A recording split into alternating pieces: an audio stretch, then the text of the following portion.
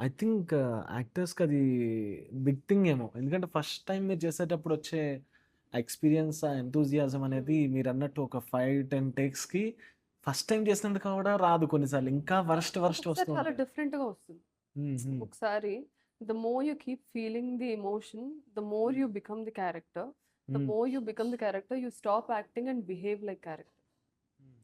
So, vice versa did అలా that happen to you అంటే yeah! అయిపోయింది. 'మహాదేవికి' చాలా సార్లు అయింది నాకు. హుహుహు. 'మహాదేవిని' క్యాచ్ చేయడం నాకు చాలా కష్టం అనిపించింది ముందు. అర్థం హ్మ్. అవ్వలేదు నాకు క్యారెక్టర్. హ్మ్. ఆహ్, తను అందరూ ఫీల్ అయ్యేదే ఫీల్ అవుతుంది గానీ, the way she projects it, presents it, hmm. Feel అయ్యే విధానం అండ్ ఇంటెన్సిటీ వేరుగా ఉంటుంది. So, for me to feel it and emote it differently. Hmm. ఇప్పుడు మనం బాధొస్తే కూర్చొని ఏడుస్తాము. అవును. అవును. But does she cry?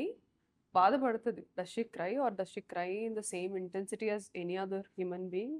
హ్మ్. Or does she show it on her face or does she show it in any other way? హ్మ్. So, అది ప్రొజెక్ట్ చేయడం నాకు కొంచెం ఆహ్, ఆ సటిలిటీని తీసుకురావడం నాకు కొంచెం ఇబ్బందయింది.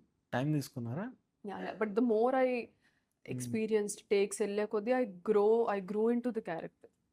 సో, హుహుహు. అదే అంటున్నాను. అలా ఏదో పూనిన ఫీలింగ్ హ్మ్. ఉండేది.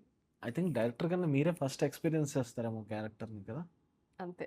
హ్మ్. They imagine we live it.